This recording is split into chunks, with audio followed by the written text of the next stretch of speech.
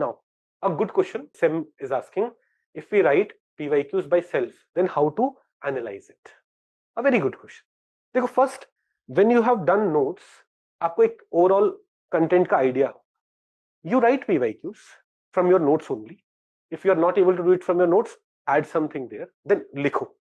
You write PYQs. You may write a bad PYQ, write it. Then put the same question on Perplexity या Gemini या ChatGPT. डालो and देखो what they are writing. They may make mistakes. अभी recently क्या, मुझे कल रात में ही मैंने ना क्या किया, मेरा एयरटेल का एक नंबर है, उससे परप्लेक्सिटी का एनुअल सब्सक्रिप्शन परप्लेक्सिटी प्रो का फ्री मिला है.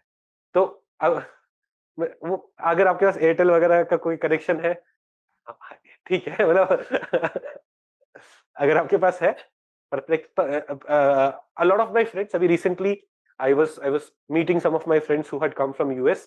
अब मैं बोल रहा था कि चैट जीपीटी में, जेमिनी में बहुत गलतियां होती है. अभी ना मैं उनसे बोलूं कि इस पे एक क्वेश्चन बना दो, वो फैक्चुअली गलत हो जाते हैं. उन्होंने भी सजेस्ट किया था कि परप्लेक्सिटी देखना, है ना, इट्स बेटर. देखो, आई एम नॉट सेइंग कि उसको वेरीफाई मत करो. How are they writing an answer? क्या उसमें कुछ इंपॉर्टेंट डायमेंशंस है which you may have missed?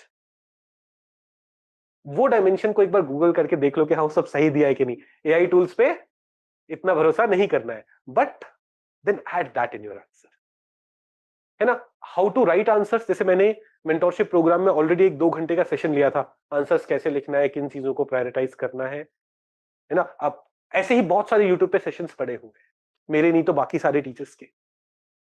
देखो, यू विल अंडरस्टैंड इट. ठीक है. यस,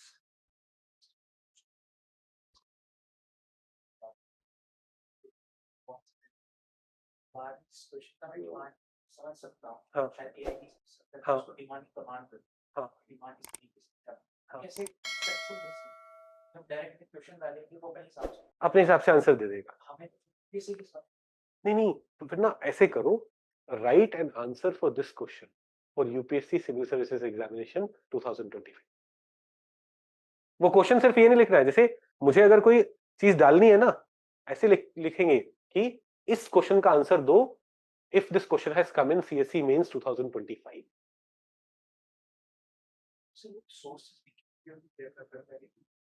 बेटा, आपको सोर्सेस मेंशन नहीं कर रहे ना, विकी से बहुत सारी नॉलेज मिल सकती है ना. आप मिस एग्री, तो इसीलिए मैंने बोला ना, कोई भी चीज अपने अपने नोट्स में ऐड करोगे तो पहले वेरीफाई करोगे.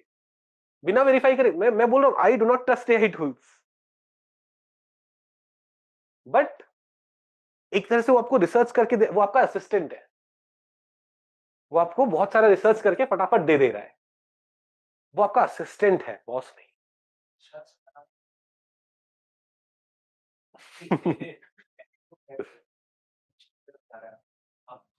नहीं, वही ना, उनका पॉइंट सही है.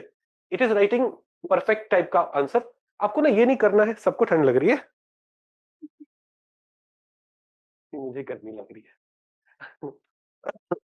वो क्या बोल रहे हैं, आप एआई टूल यूज करते हो, आपको एक परफेक्ट आंसर दिखता है, आप घबरा जाते हो. घबराना नहीं है. एआई टूल देखा, आपने अपना आंसर लिखा था. आई एम सेइंग, एक दो बहुत ही इंपॉर्टेंट डायमेंशन आपको दिखे जो अपने आंसर में नहीं थे, एड इट हियर ना. मैं वो थोड़ी बोल रहा हूं वो आंसर कॉपी करो. आपको लग रहा है इस क्वेश्चन को मैं इंट्रोड्यूस नहीं कर पा रहा हूं, वो आपने क्वेश्चन डाला, फिर बोलो give me 2-3 different ways of starting और introducing this question, this answer.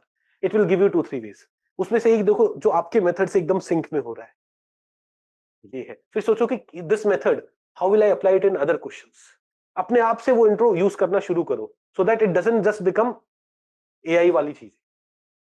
तो एआई टूल मेरे हिसाब से यूज कर लेनी चाहिए, but with a pinch of salt, कि वो आपका असिस्टेंट है, वो आपका टीचर नहीं. असिस्टेंट है, उसने आपके लिए रिसर्च करके दिया है, आपको उसे वेरीफाई खुद करना पड़ेगा. रिस्पॉन्सिबल कौन हो? आप हो. जब आपको टीचर कुछ दे रहा है तो टीचर रिस्पॉन्सिबल है. AI tool is your assistant, इसको ध्यान में रखो.